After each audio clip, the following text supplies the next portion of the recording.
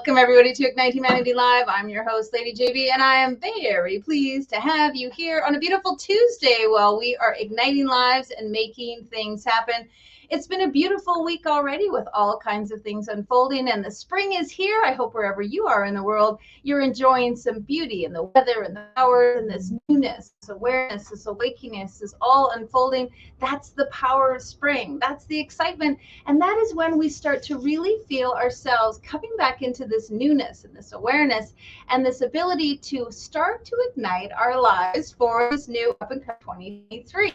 If you've been feeling some of the winter blues or you've sort of been stagnant in Q1, well, Q2 is here. And that means it's time for you to do something for yourself, because when you start looking after you, that means you have the ability to inspire others, to show them that it's possible, that they too can do it. And that is the power of igniting humanity. You being the reflection, you showing people what's possible through your own performance, your own dynamics, your own interests, going after your own dreams. Those are the things that you want to do and focus on, because that allows people to feel like if you can do it, they can do it too. And one of the ways we do that by example is by telling people our heartfelt and authentic stories. Many of us have stories of trials and tribulations, things we've been through, challenges we've had to overcome. And those things allow us to be a beacon of possibilities for others and opportunity. And we love telling those stories on the show because that's how we connect with you. The universe comes together through connection, and connections happen when we tell stories, and all kinds of things are happening in the brain, endorphins and all kinds of chemicals and different things of like adrenaline are percolating when you hear the story of someone else. And powerfully enough, also you're feeling compassion and empathy and understanding. And guess what, people? That brings us together. That makes us care about each other no matter where we are in the world, no matter what color skin we have, no matter our gender or any of our background. We feel connected to people because of our stories. And we bring fabulous people on the show every single day to talk about their stories, their Ignite moments, and what they're doing in the world to do something unique. So ladies and gentlemen, love to welcome our guest to the show. Let me tell you a little bit about him. Well, he's a podcaster that I have been so blessed to be on his show. He's someone amazing, lives in Dubai, really making a difference, helping people, consulting and mindset and power performance. Mr. Joe Sejean is coming onto the show right now. Welcome, welcome. Hello, JB. How are you? I'm doing fantastic, and the universe is giving us all kinds of blessings today. So thank you for being here. I'm really happy to be here, and for me it's really special to be with you because you were on the show, and I was looking at you talking now on the show, and knowing everything you do. I have to say I'm a fan. I don't say that very often. It's not so much in my culture to say that I'm a fan of anything.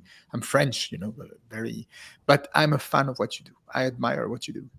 Well, right back at you, because I also am, have my own, I, not that how would I say it? I become quite a fan of you, your podcast, the things that you do, the way that you show up, the way that you support people. And so I love that we have this mutual respect. And of course, the universe brought us together in fantastic and wonderful ways.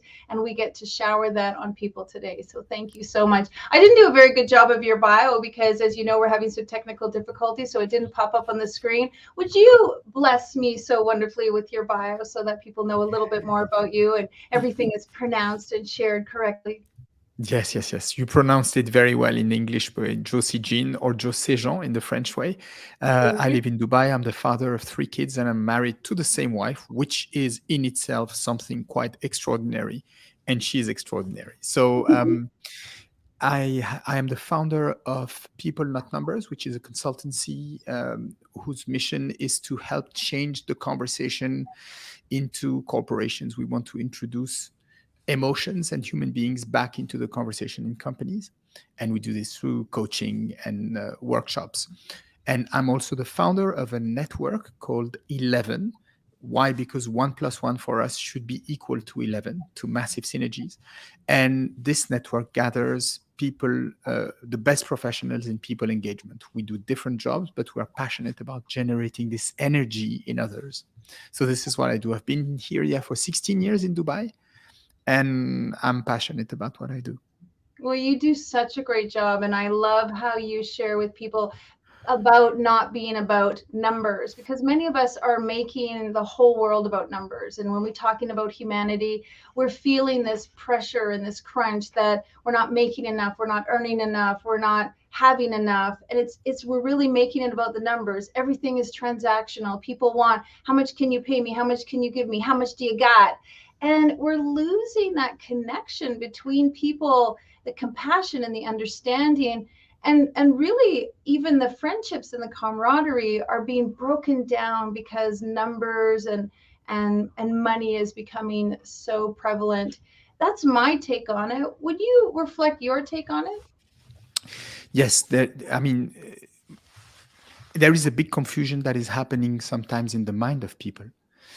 And this confusion comes from the fact that transactions are important, they are essential. So making money is necessary. If you don't make money today, JB, you will have to close your business. So it's very important.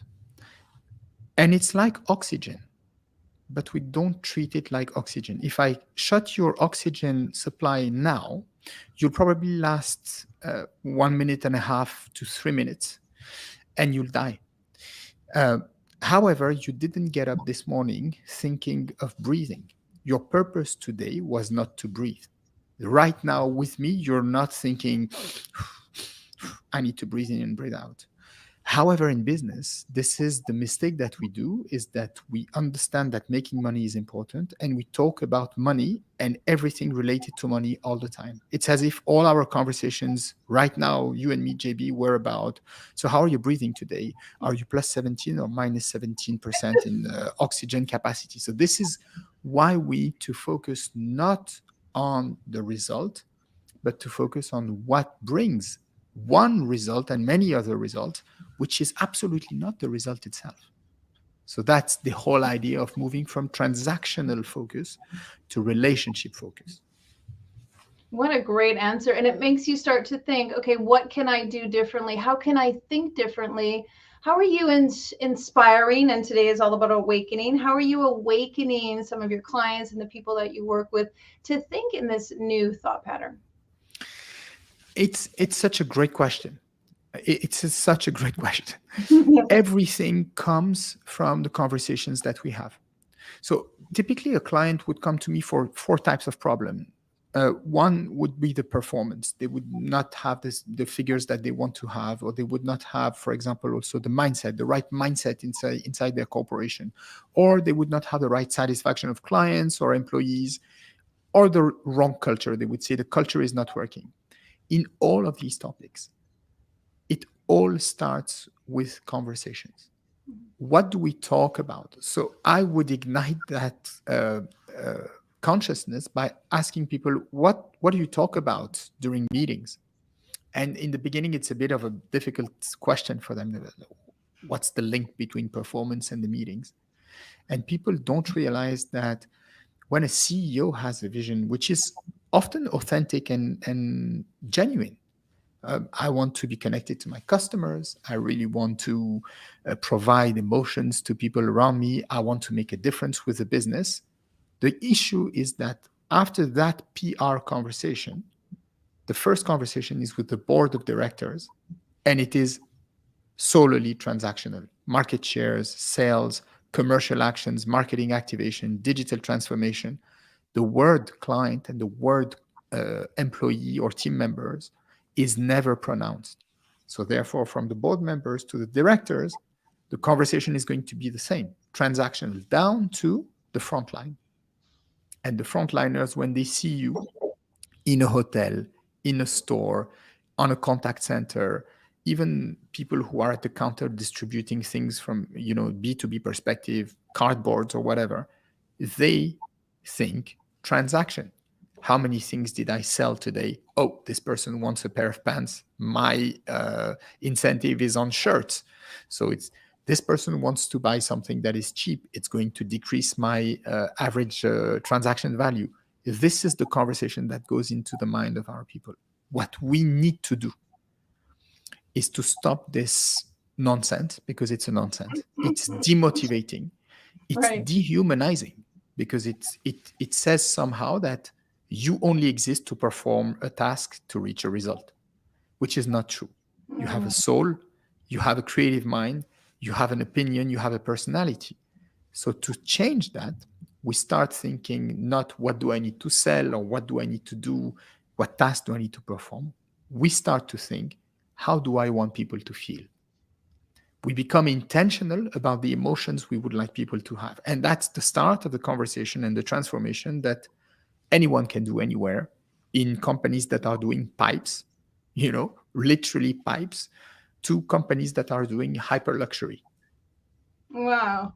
It makes me also think about schools and parents, about teachers. It makes me think about church groups. It makes me think about families, like just literally sitting down at the table. The same kinds of conversations can be happening, and the same kind of transactional conversations can be becoming more important than really the heartfelt the heart-centeredness that we really talk about here on the show, and the power of being in emotions. And I love that you mentioned that, because I always feel like emotions trump facts all the time. Even though this did happen, how it made you feel is so much more important than the facts. 100%. In fact, you don't remember what I told you. You remember how you felt with me. If I ask you, JB, can you make a summary of what we said during the episode that we did together? That was over 2 hours, I think 2 hours and a half. It was a Right. super deep episode. Of course, you will not remember all the details of the things that we said, but you will remember how you felt. And the point for me, that the magic happens when, and let's just take the context of corporation, but it's the same in life. When people understand the extraordinary link that exists between human focus, relationship focus, and high performance, when they start to see that, I mean, people become unstoppable, because they start focusing not on JB, the host of a TV show that could bring me potentially an audience and blah, blah, blah. They start to focus on JB, the person, heart to heart, the human being who just woke up, had maybe a breakfast, maybe is in a rush, maybe whatever. Connecting with that part is a phenomenal added value to our lives and our well-being. Yes. And that's really what this show is about, because we can give a lot of facts. We can talk about what you do, what your business is, what you're good at, what I'm good at, what I think, what you think. But the truth is, what people remember most about this show, and really why we do it, is because we love to dip into the emotion. And so let me ask you, what was the thing, the catalyst, what brought forth this knowingness in you and this awareness? Because this did take a transformation in your thinking to go from what you thought to now what you believe and what you teach and share.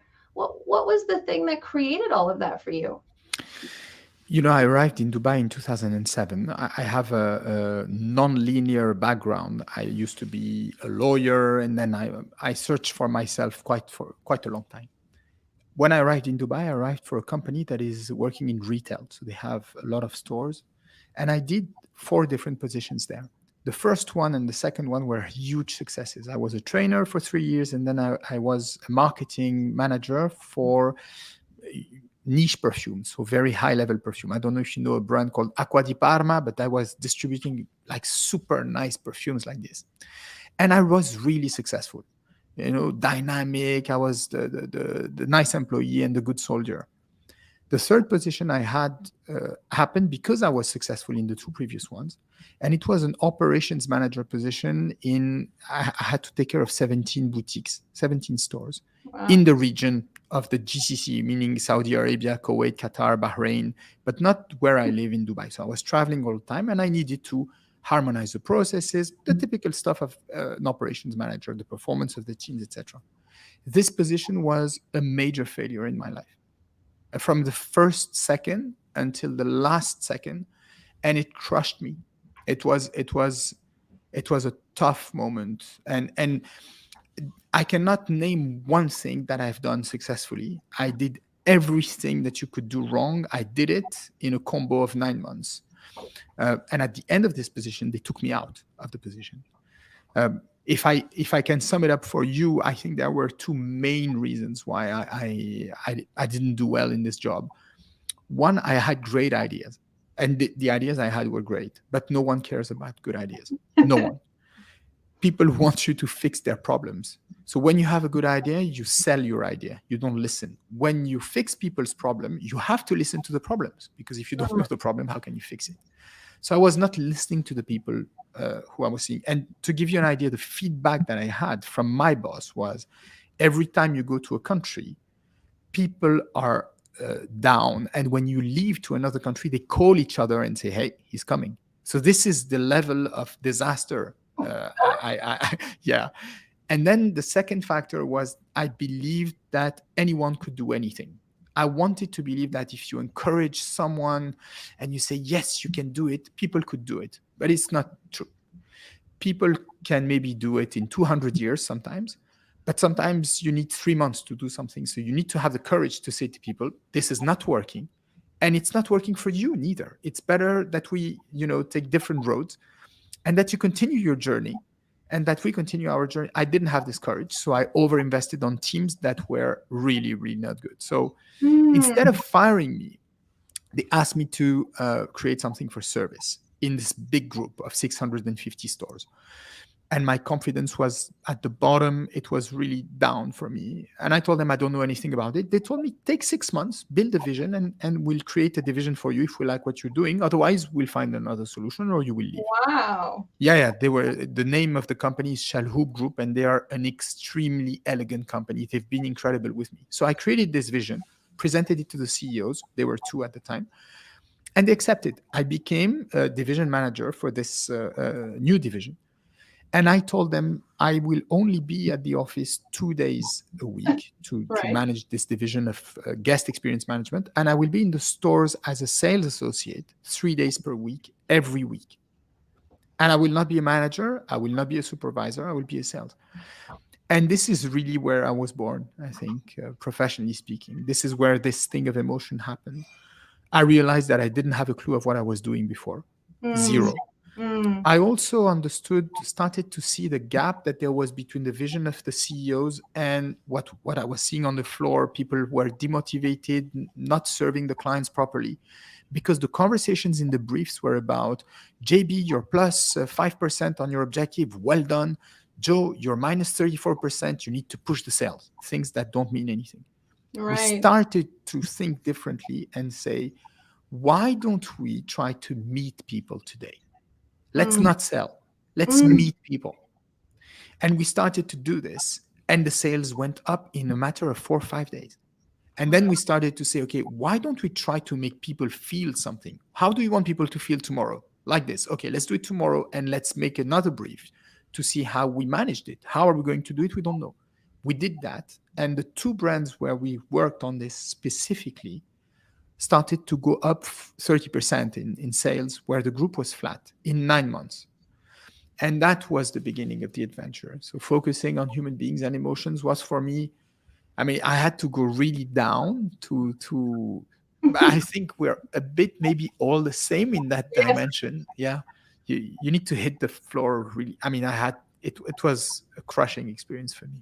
Right. And it has to almost, like I always say, you have to like break the walnut open, like crack open, but the good stuff is what's inside. Like that's really, you have to shatter the walnut to get to the good stuff. It's a really great story, and thank you for sharing it, because it will obviously, it makes me think, and every single person watching who is in sales suddenly had, I hope you all had an awakening, a ding dong, a moment, an epiphany, and ignite a light bulb. Because it's true, when somebody walks into your establishment, they're not just a sale, or they're not just a transaction, or they're not just, is this person going to buy or not? It's really is, what can you learn about them? What can you find out about them? Who are they? How can you make them feel? How can you be of service? How can you create a relationship? And I think that's a huge difference between, do you want to just buy something or not? I don't know how many times I've been in establishments where they barely even look up from the counter to see, if you need anything. So it's truly precious, because it also, again, reminds me of sitting at the table with your family, or when you have an opportunity to just go outside and go for a walk. I'm later getting on a plane today, and so I have many opportunities to be around people in the airport or on the plane and just inquire about how they feel. Who are they? What are they about? And it's not about the transaction, and it's also not about the isolation. So it's a really good point. I think a lot of people listening can be awakened by your idea and your suggestion. And so, from all of that, you really catapulted into this bigger brand and this bigger vision. Can you share a little bit about that? Yeah, I mean, the idea for me is to really change the conversation in corporations. I cannot conceive that I'm going to be sitting on my chair and still seeing today in 2023 people who tell me that their boss is not talking to them properly, people going to work with, a stomach ache, people who go on sick leave every now and then because they don't want to go to work. And it's a reality. I'm not saying that the whole world is like that, but I don't find people super happy to work in corporations, generally speaking. And this all comes from conversations. Mm-hmm. So there are multiple ways for me to try to do this. One of them is the coaching, and this is to the point that you were making about people who struggle, to serve people properly, who are not even looking at you and stuff like that. I don't think this is their responsibility entirely. This is their responsibility somehow, but if you're being talked to in a certain way all the time and your value is only linked to the transactions that you create, well, then that's normal that you relate to the world in that Right. same way. Mm-hmm. If you look at your kids and you tell them stupid, stupid, stupid, stupid all day long, it's probable that they are going to feel stupid and treat people like stupid people themselves. Mm-hmm. So this conversation, we're trying to treat it from the top, really, with executives. I've tried to coach and help people on the front line, they are the people I serve. I serve them, and this is for them that I do this. But there are too many in the world, and I'm not enough. And even with all the coaches that I can gather, it's not going to be enough. However, when we manage to change the conversation at the top of a corporation, with the president, with the CEO, with the board of directors, then things start to change. And this is really where I want to act tomorrow. And it is truly your zone of genius. Let me switch gears a little bit, though. And as a father of three, let me ask you any awakened ideas on how you can instill some igniting of humanity on your children?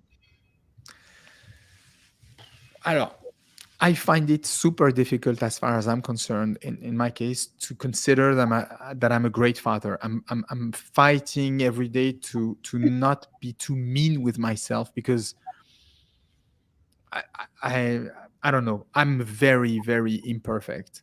The thing that I think helps me a lot is to be able to say sorry to my kids.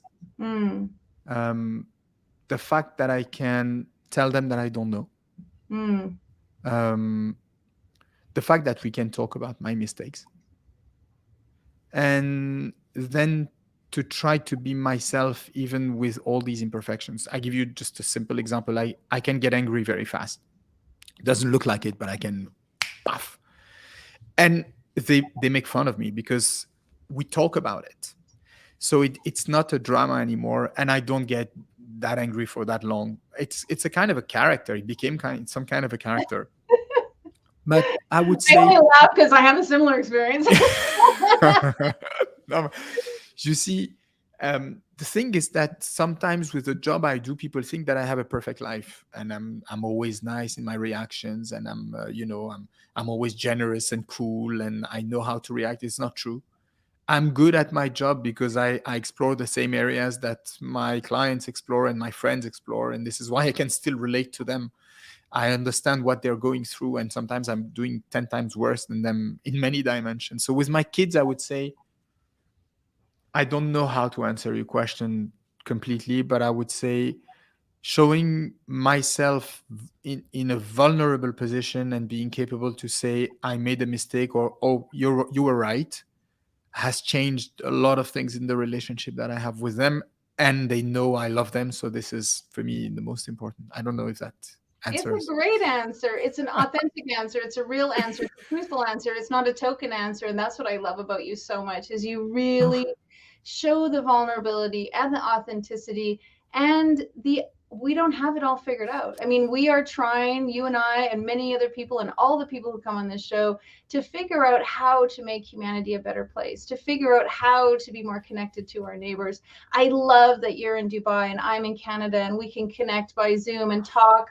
to 109 different countries and 6 million people, and share with them this idea that we have to care about one another. We have to start feeling connected on a much deeper level.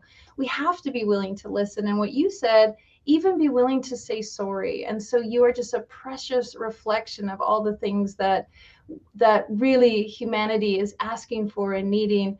And I just can't wait for you to grow as many people and inspire as many people and teach as many people your modality and the things that you're doing.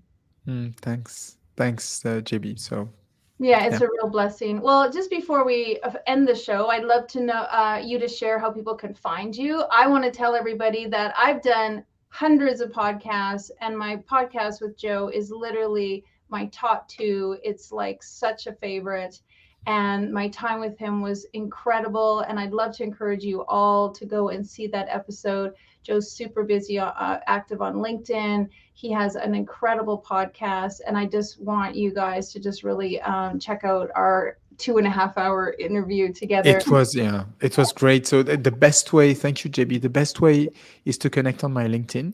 I removed Instagram because I was not capable of getting off the platform. It's too well done for me. So I was spending 3 hours on it, watching videos of football and stuff like that. So no. So I really can't. I mean, I have to admit. So I removed Facebook. I removed Instagram. LinkedIn is a great platform to connect with me, to message me. I answer the messages. And you can see the website of peoplenotnumbers.co as well, where you can, of course, contact me. And I'll always be happy to be in connection with you. Beautiful. Well, thank you so much for being on Ignite Humanity Live. I will share with our viewers that Joe is also going to be a guest on the Legacy Lounge. So on Thursday nights at 7 p.m. Eastern, we talk all kinds of exciting things about growing legacy, building your brand, becoming a legacy maker. And so it's really, we invite you all to join us at the Legacy Lounge. And you can always just go to our website to find out more about how Joe and I are going to connect later on in this week. Joe, thanks for coming on. Thanks for putting up with all of our fun stuff and being in the moment. I'll see you this week, and blessings to you. Thank you so much. All right. Bye-bye. Take care. Well, folks, we love having you on the show. We love having you here. We love having you show up. And so we just want to thank you. If you'd like to be a part of what we're doing, please go to ignitehumanity.life and check out our website and everything that we're up to. Big blessings to you. It's been a great day. You can find out more about Joe and I interviewing on Thursday at the legacylounge.live. All kinds of fun things. Big blessings to you. Go out and ignite someone's life. Now, more than ever, we need to come together to connect with one another.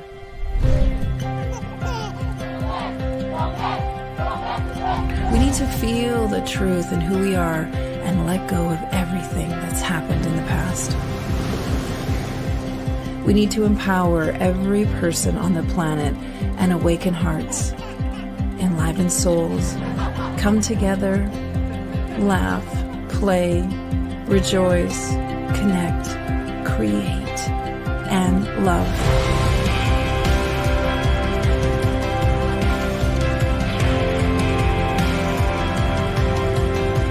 It's time to ignite humanity. We want you to be a part of something that will impact the future for everyone. We want you to tell your story, share your Ignite moment, show people who you truly are.